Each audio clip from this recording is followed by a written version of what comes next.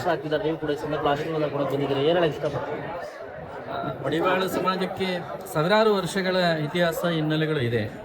ಆದರೆ ಪ್ರಸ್ತುತವಾಗಿ ಈ ಸಮಾಜ ಏನಂತ ಹೇಳಿದ್ರೆ ಸಂಘಟನೆಯಲ್ಲಿ ವಿವಿಧವಾದಂಥ ಹಂತದಲ್ಲಿ ಇವತ್ತು ಸಾಧನೆಯನ್ನು ಮಾಡ್ತಾ ಇದೆ. ಇವತ್ತು ಪ್ರಸ್ತುತವಾಗಿ ನಂಜಪ್ಪನವರು ಕರ್ನಾಟಕ ರಾಜ್ಯ ಮಡಿವಾಳ ಸಂಘದ ಅಧ್ಯಕ್ಷರಾದ ಮೇಲೆ ಒಂದು 5-6 ಕಡೆಯಲ್ಲಿ ಸಮಾವೇಶಗಳನ್ನು ಮಾಡಿದರ ಫಲವಾಗಿ ಇವತ್ತು ಅಭಿವೃದ್ಧಿ ನಿಗಮದ ಇವತ್ತು ಅಧ್ಯಕ್ಷರಾಗಿ ಅವರು ನೇಮಕಗೊಂಡಿದ್ದಾರೆ. ಇದರ ಹಿಂದೆ ಒಂದು ಸಮಾಜಮುಖಿಯಾಗಿರತಕ್ಕಂತಹ ಚಿಂತನೆ ಬೇಕು ಒಬ್ಬ ವ್ಯಕ್ತಿಯಲ್ಲಿ.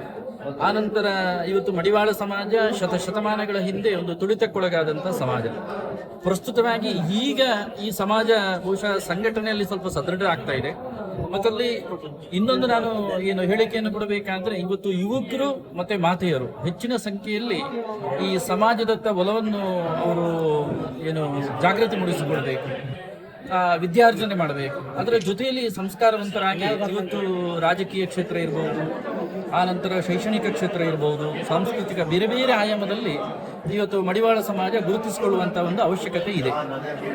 ಅದಕ್ಕೆ ಒಂದು ಪೂರ್ವ ಸಿದ್ಧತೆ ಅಂದಂತೆ ನಮ್ಮ ಇವರು ನಂಜಪ್ಪನವರು ಕರ್ನಾಟಕ ಇದರ ಮಡಿವಾಳ ಅಭಿವೃದ್ಧಿ ನಿಗಮದ ಒಂದು ಅಧ್ಯಕ್ಷರಾಗಿರುವಂಥದ್ದು ಅದು ನಮಗೆಲ್ಲ ಒಂದು ಹೆಮ್ಮೆಯ ವಿಚಾರ.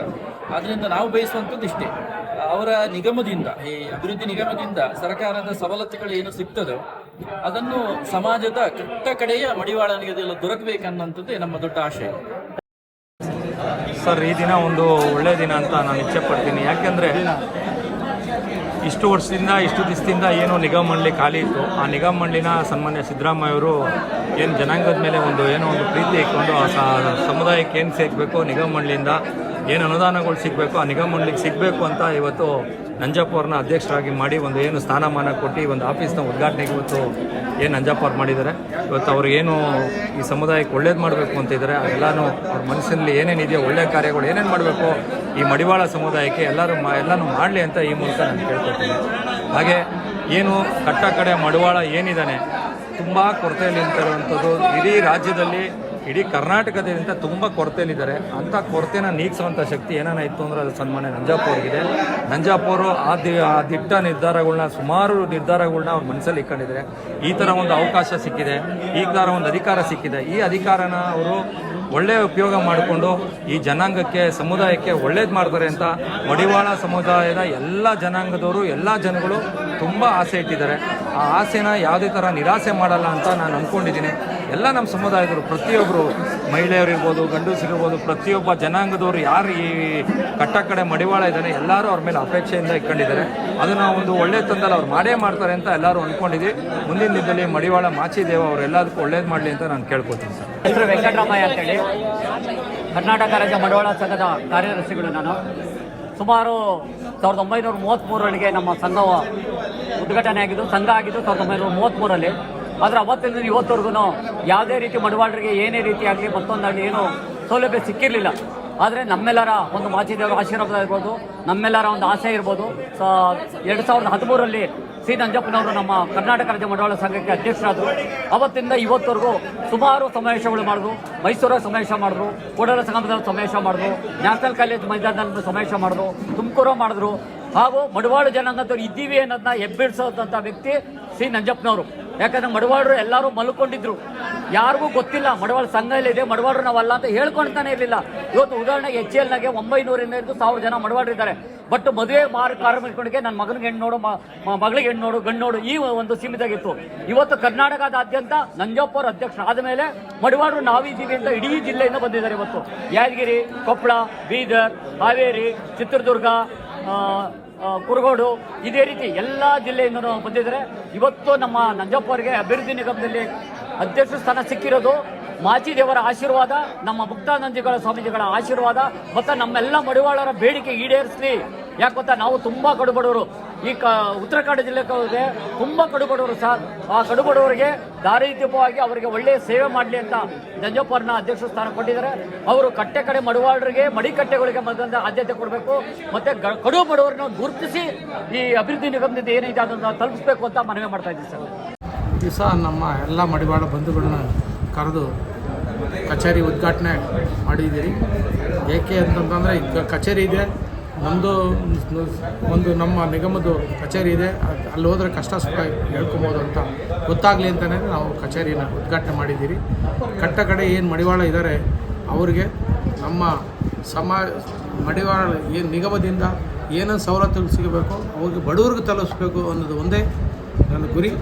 ಅದರಲ್ಲಿ ಮಾನ್ಯ ಸಿದ್ದರಾಮಯ್ಯನವರು, ಡಿ ಕೆ ಶಿವಕುಮಾರ್ ಸಾಹೇಬರು ನನ್ನ ಗುರುತಿಸಿ ಈ ಹುದ್ದೆ ಕೊಟ್ಟಿದ್ದಾರೆ. ಅವರಿಗೆ ನಾನು ಕೃತಜ್ಞತೆಗಳು ಅರ್ಪಿಸ್ತಾ ಅವರ ಹೆಸರನ್ನು ಎತ್ತಿಡಿತಾ ಒಳ್ಳೆ ಕೆಲಸ ಮಾಡೋದಕ್ಕೆ ಮಾಚಿದೇವರು ನನಗೆ ಆಶೀರ್ವಾದ ಮಾಡಲಿ ಅನ್ನೋದೇ ನನ್ನ ಅಭಿಲಾಷೆ. ಸರ್, ನಿರೀಕ್ಷೆ ಕೂಡ ಜಾಸ್ತಿ ಇದೆ ಸರ್ ಮಡಿವಾಳ ಬಂದಿದ್ದು ಅವ್ರಿಗೆ ತುಂಬ ನಿರೀಕ್ಷೆ ಇದೆ. ಇದು ಏನಾಗಿದೆ, ನಮಗೆ 33 ಕೋಟಿ ಅನುದಾನ ಬಿಡುಗಡೆ ಆಗಿದೆ ಈ ವರ್ಷ. ಅದರಲ್ಲಿ 3 ಕೋಟಿ ಆಡಳಿತ ವೆಚ್ಚ ಹೋದರೆ 30 ಕೋಟಿ ಅನುದಾನ ಇರೋದರಿಂದ 30 ಜಿಲ್ಲೆಗೂ 1 ಕೋಟಿ ಅನುದಾನ ಬಿಡುಗಡೆ ಮಾಡಿಸ್ಬೇಕು ಅನ್ನೋದು ಒಂದು ಗುರಿ ಇಟ್ಕೊಂಡಿದ್ದೀರಿ. ಏನಾಗಿದೆ, ಈಗ ಕೆಲವರೆಲ್ಲ ಈಗ ಆನ್ಲೈನಲ್ಲಿ ಅಪ್ಲಿಕೇಶನ್ಗಳು ಹಾಕ್ಕೊಂಡ್ಬಿಟ್ಟಿದ್ದಾರೆ. ಹಾಕ್ಕೊಳ್ದೇ ಇದ್ದಂಥವ್ರು ಅರ್ಜಿಗಳು ತೊಗೊಳ್ತೀನಿ. ನಾವು ಇಡೀ ರಾಜ್ಯದ ಎಲ್ಲ ಜಿಲ್ಲೆಗಳಿಗೂ ಭೇಟಿ ಕೊಡ್ತೀನಿ. ಅಲ್ಲೇ ಡಿಸ್ಟ್ರಿಕ್ಟ್ ಆಫೀಸರ್ನ ಕರೆಸಿ ಮಾತಾಡಿ, ಈಗ ನಾನು ಫಸ್ಟ್ ಬೋರ್ಡ್ ಮೀಟಿಂಗ್ ಕರೀತಾ ಇದ್ದೀನಿ. ಆ ಬೋರ್ಡ್ ಮೀಟಿಂಗಲ್ಲಿ ಏನೇನಾಗಿದೆ, ಎಷ್ಟು ಜಿಲ್ಲೆಗಳಲ್ಲಿ ಎಷ್ಟು ತಾಲೂಕುಗಳು ಈಗ ಆಲ್ರೆಡಿ ಪಟ್ಟಿಗಳು ಬಂದುಬಿಟ್ಟಿದೆ. ಹಾಗಾಗಿ ಇನ್ಯಾವ್ಯಾವ ಆಗಬೇಕು ಅವಾಗ ಜರೂರು ಮಾಡಿಸಿ ತಲುಪಿಸ್ಬೇಕು.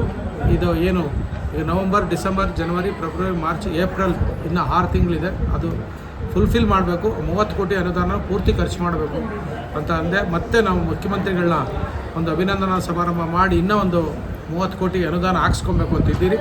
ಅದಕ್ಕೆಲ್ಲ ನನ್ನ ಮಡಿವಾಳ ಬಂಧುಗಳು ಬಂದು ಸೇರಿ ಅವರಿಗೆ ನಾವು ಒಕ್ಕೂರಲಿಂದ ಒತ್ತಾಯ ಮಾಡ್ತೀವಿ. ಯೋಜನೆಗಳೇನೋ ಹಮ್ಮಿಕೊಂಡಿದ್ದೀರಾ ಸರ್? ಯೋಜನೆಗಳು ಈಗ ಆಲ್ರೆಡಿ ನಿಗಮದ ಯೋಜನೆಗಳು ಸರ್ಕಾರದವ್ರು ಮಾಡಿಬಿಟ್ಟಿದ್ದಾರೆ. ಆಕ್ಷನ್ ಪ್ಲಾನ್ ಆಗಿದೆ. ಒಂದು ಸಾರಥಿ ಯೋಜನೆ ಇದೆ. ಕಾರು ತಗೊಳ್ಳೋರಿಗೆ 3 ಲಕ್ಷ ಸಬ್ಸಿಡಿ ಕೊಡ್ತಾಯಿದ್ದೀರಿ. ಮತ್ತು 1 ಲಕ್ಷ ಪ್ರತಿ ವರ್ಷ 1 ಲಕ್ಷ ಅರಿವು ಯೋಜನೆ ಅಂತ 4 ವರ್ಷ ಇಂಜಿನಿಯರಿಂಗ್ ವಿದ್ಯಾರ್ಥಿಗಳಿಗೆ 1 ಲಕ್ಷ ಕೊಡ್ತಾಯಿದ್ದೀರಿ. ಅವರು ಓದಿ ಆದಮೇಲೆ 6 ತಿಂಗಳಾದಮೇಲೆ ಇಂಟ್ರೆಸ್ಟ್ 4%, 2% ಇಂಟ್ರೆಸ್ಟಲ್ಲಿ ಕಟ್ಟಿ ತೀರಿಸ್ಬೇಕಾಗುತ್ತೆ. ಮತ್ತು ಇನ್ನೊಂದು 25 ಲಕ್ಷ ಇತ್ತು ವಿದೇಶದಲ್ಲಿ ಓದೋರಿಗೆ, ಈ ಸರಿ 50 ಲಕ್ಷ ಮಾಡಿದ್ದಾರೆ. ಆ 50 ಲಕ್ಷ ಅಮೌಂಟು ವಿದೇಶದಲ್ಲಿ ಹೋದವ್ರಿಗೆ ಅವ್ರಿಗೆ ಏನು ಬಡ್ಡಿ ಇಲ್ಲ. ಅವರು ಅಲ್ಲಿ ಓದಿ ಕೆಲಸದಲ್ಲಿ ಸೇರಿದ ಮೇಲೆ ಆ 50 ಲಕ್ಷ ತೀರಿಸ್ಬೇಕು. ಹಾಗಾಗಿ ಅದು ಒಳ್ಳೆಯ ಅವಕಾಶಗಳು. ಓದೋರಿಗೆ ನಮಗೆ ಹೆಚ್ಚಿನ ಆದ್ಯತೆ ಕೊಡ್ತೀರಿ. ಎಲ್ಲ ನಮ್ಮ ಮಡಿವಾಳ ಬಂಧುಗಳು ಹೆಚ್ಚಿನ ವಿದ್ಯಾಭ್ಯಾಸಕ್ಕೆ ಒತ್ತು ಕೊಡ್ತಾರೆ ಅನ್ನೋದ್ರಿಂದನೇ ನಾವು ಅವ್ರಿಗೆ ಮಾಡಿಸಿದ್ದೀರಿ. ಈಗ ಮತ್ತು ನೇರ ಸಾಲ ಯೋಜನೆ ಅಂತಂತಿದೆ. 1 ಲಕ್ಷ ರೂಪಾಯಿ 20,000 ಸಬ್ಸಿಡಿ ಇದೆ.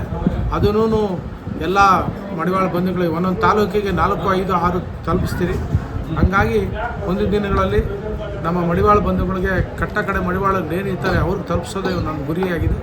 ದೇವರ ಆಶೀರ್ವಾದ, ನನಗೆ ಮಾಚಿದೇವರ ಆಶೀರ್ವಾದ ಜಾಸ್ತಿ ಇಟ್ಕೊಂಡು ಆ ಅಪ್ಪನ ತಿಳ್ಕೊಂಡು ನಾನು ಮಾಡಿಸ್ತೀನಿ. ಮುಂದಿನ ದಿನಗಳಲ್ಲಿ ನಾನು ಸಿದ್ದರಾಮಯ್ಯನವ್ರಿಗಾಗಲಿ, ಡಿ ಕೆ ಶಿವಕುಮಾರ್ ಸಾಹೇಬರಿಗಾಗಲಿ ಒಳ್ಳೆಯ ಹೆಸರು ತರೋದಕ್ಕೆ ನಾನು ಪ್ರಾಮಾಣಿಕ ಪ್ರಯತ್ನ ಮಾಡ್ತೀನಿ.